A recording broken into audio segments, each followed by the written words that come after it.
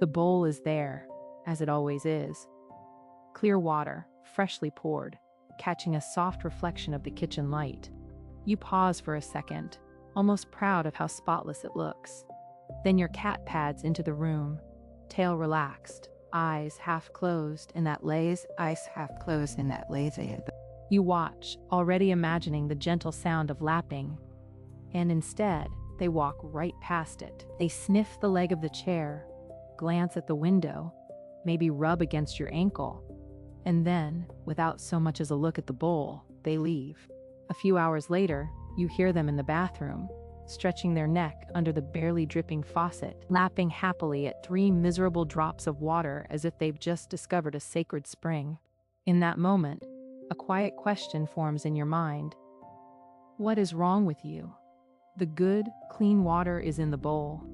You were not alone in this small daily mystery. Many cat guardians, somewhere between amused and worried, find themselves staring at a full water bowl and a cat who seems to ignore it. You clean it, you move it, you even try the fancy ceramic one you saw online. Yet your cat treats it like a decorative object, not a source of life. It can feel a little personal, almost like a tiny rejection. I did my part. Why won't you do yours? But what if this is stubbornness? What if this quiet refusal is the echo of a very old story, written long before bowls, kitchens, or faucets even existed? Imagine a landscape of stone and sand, where water is precious and almost never still. A small, solitary hunter moves silently through the dusk, drinking from streams, puddles, and the moisture hidden inside its prey. That ancient feline, living on the edge of thirst, shaped the body and mind of your cat. Somewhere inside your living room companion, that desert animal is still making decisions. In this video, we're going to enter that inner world. We'll explore why a perfectly normal bowl of water might feel wrong to your cat, why moving droplets from a tap feels safer, and how smell, sound, and even the touch of whiskers on the rim can change everything. By the end, you may never look at a simple water bowl in the same way again. Before we go deeper, ask yourself, in your home, where does your cat actually choose to drink, or not drink, from? Hold that image in mind, because in the next minute, we begin to connect those small, everyday scenes to an ancient feline instinct that is still quietly guiding your cat today. Maybe you've lived this exact scene. It is late evening, the house is quiet, and the only sound is the soft hum of the refrigerator. You glance toward the corner where your cat's water bowl sits on a neat little mat. The bowl is full, the surface of the water perfectly still, catching the light from the kitchen window like a tiny mirror. It looks almost inviting. Yet your cat pads right past it, tail high, as if it were invisible. A few minutes later, you turn on the bathroom faucet for just a second, and suddenly, there they are, paws on the edge of the sink, nose tilted, eyes fixed on that thin silver stream. They lean in, tongue flicking rapidly, trying to catch droplets as they fall. It is the same water, same house, same moment. But for your cat, the meaning is completely different. If you pause here and really watch, the scene slows down. The cat's ears angle toward the tap, reading tiny changes in sound. Their pupils tighten and widen with each flicker of light off the moving water. Whiskers fan forward, testing distance, measuring space. It is almost like watching an ancient ritual that happens to take place in your modern bathroom. Many people look at that untouched bowl and think, what's wrong with you? Are you just being difficult? But behind that stubbornness, there is a brain wired by deserts and survival. In a dry, harsh landscape, still water could mean danger, contamination, parasites, illness. Moving water, however small the trickle. Your cat does not know what a refrigerator is, or that you scrubbed that bowl today. But somewhere deep inside, there is an old, quiet voice saying, to trust the water that moves. You might have noticed other little mysteries too. Your cat drinks happily from a glass you left on the nightstand, but not from their own bowl.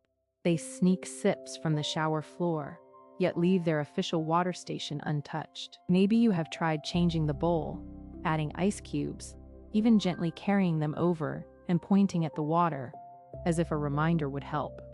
Have you ever felt that tiny frustration, mixed with worry, asking yourself, why is this not enough? Why wouldn't you just drink? As you sit with these questions, something important begins to emerge. Your cat is not ignoring you. They are listening to a different set of rules, written long before you met. The shape of the bowl, the smell of detergent, the echoes in the room, the way their whiskers brush the sides. All of this is information. To you, it is just water.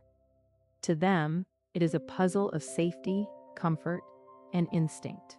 So, think for a moment. In your home, where does your cat choose to drink, if at all? From the tap, the shower, a random cup, or almost nowhere?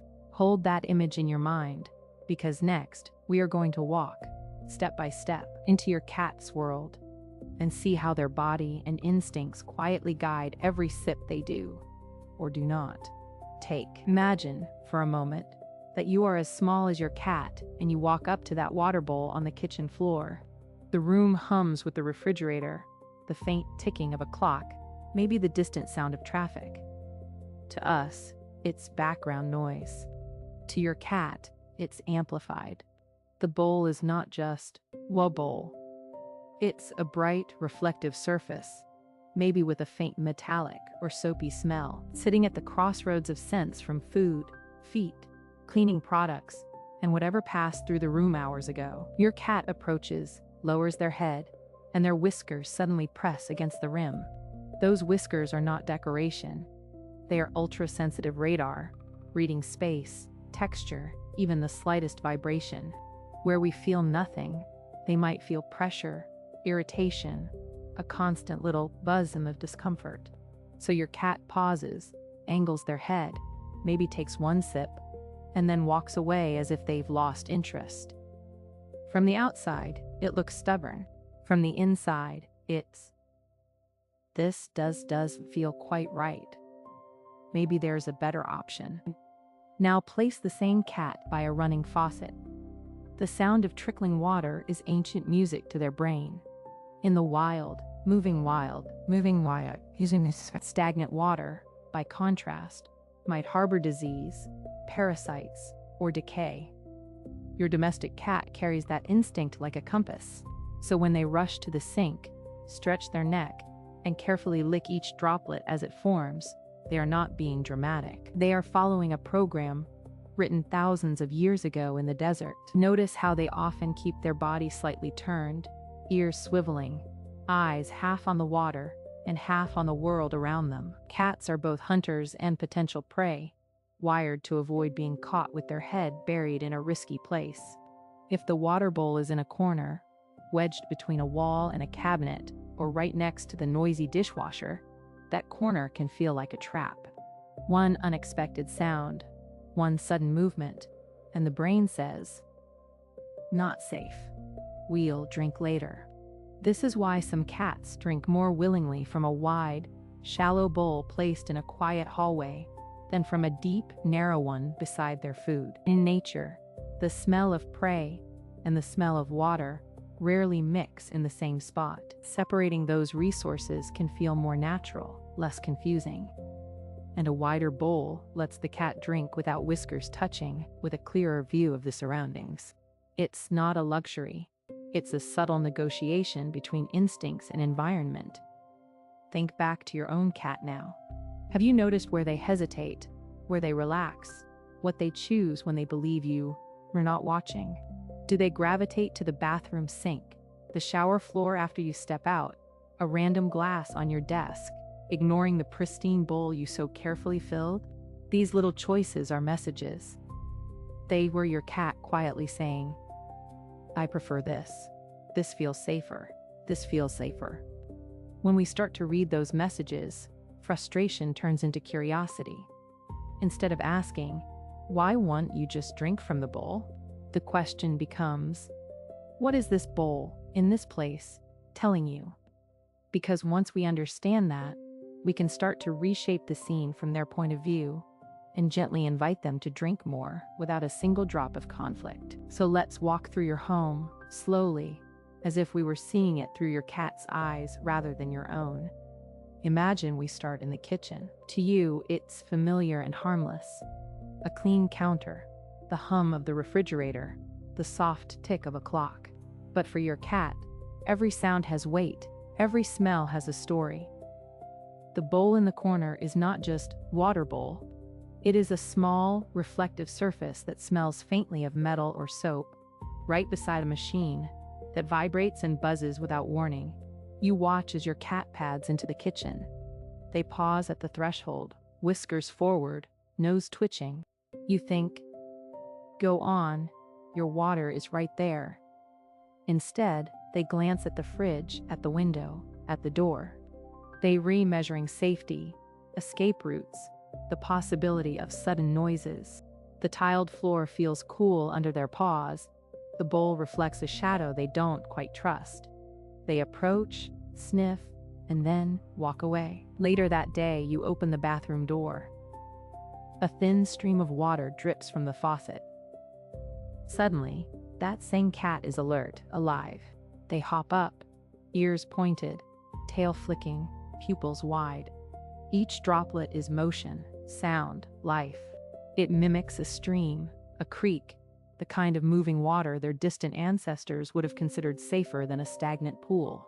They lap at the falling drops with focus and intensity, as if this is the only water that truly calls to them.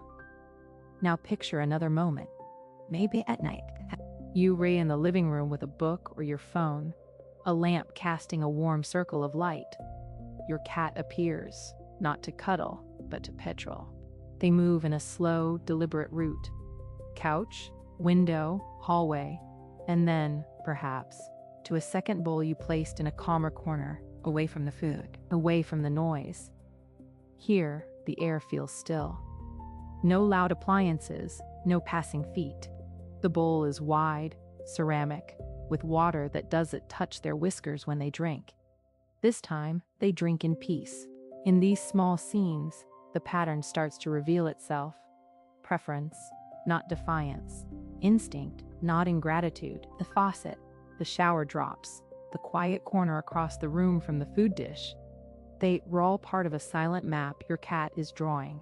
Have you ever noticed where your cat seems most relaxed and where they seem permanently on guard? That's exactly where we'll go next, as we turn this new understanding into concrete changes in your own home. Now that you understand the instinct, imagine we're quietly redesigning your cat's world, one glass of water at a time. Picture your kitchen in the late afternoon. Soft light on the counter, a faint hum from the fridge, footsteps in the hallway. On the floor, the usual scene, a food bowl, a water bowl, side by side. Familiar to you, but to your cat, it can't accompany and sinks. You pick up the water bowl and pause. What if I stop forcing you to drink where you eat? You murmur. You move it a few steps away, then a little farther, until it settles near a calm corner, far from the food, far from the litter box, away from doors that slam and feet that hurry. Your cat watches, tail flicking, pupils slightly wide. You are not just rearranging furniture. You rewriting an ancient map in their brain that says, water near food might be dangerous. Later, you bring home a wide, shallow ceramic bowl, or perhaps a glass one. No patterns, no strong smells. You fill it with fresh water and set it in that quiet corner. No big ceremony. You just leave it there. When your cat passes by, they lean in, whiskers free, not pressed against narrow walls. There's space, there's silence. A soft, almost imperceptible invitation. In another room, you place a second bowl. Maybe near the window where sunlight pools on the floor or beside the chair where you're You recreating watering holes on their territory, the way a wild cat might memorize every safe source in its range. Some bowls may be ignored at first. Others become favorites. That's not failure. That's communication. Perhaps you try a small fountain, the gentle sound of moving water breaking the stillness. At first, your cat keeps its distance, ears pricked, body low. Curiosity wrestles with caution. Over days, they inch closer, sniff, tap the surface, then finally drink. One sip, another. The sound of their tiny tongue touching the water becomes, suddenly, deeply meaningful. And somewhere in this process, you notice something else. You're more and more intent. You notice how often you refill the bowls, how clear their eyes look, how their coat seems a little shinier. You find yourself asking quietly, "Are you drinking enough? Is this working for you?" That question is the beginning of a new kind of relationship.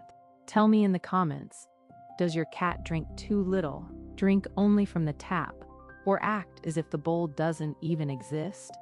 And as we close this journey, let's look at the subtle warning signs that tell you when all these instincts are no longer just quirks, but a message that it's time to call your vet. So now, when you watch your cat pause by the bowl, sniff, and then walk away, you can see more than a finicky pet.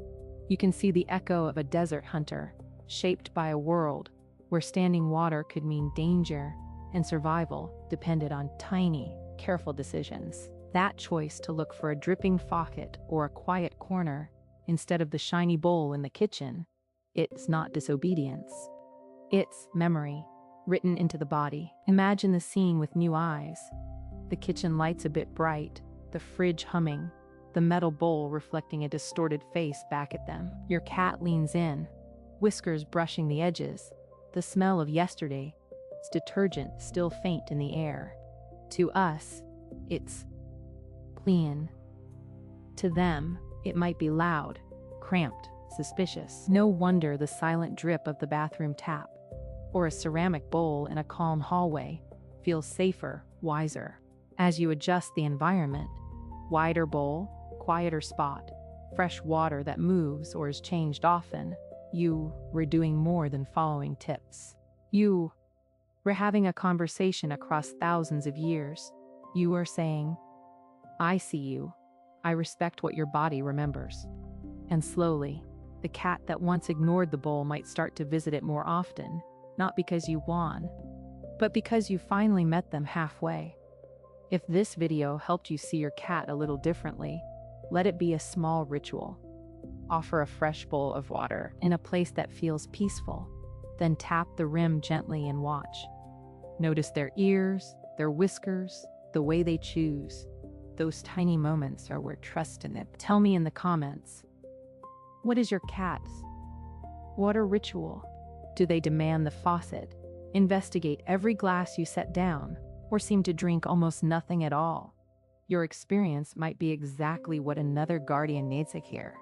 And if you want to keep exploring the secret logic behind these quiet, everyday behaviors, consider subscribing. There is an entire inner world behind each blink, each sip, each refusal, and together we can learn to read it.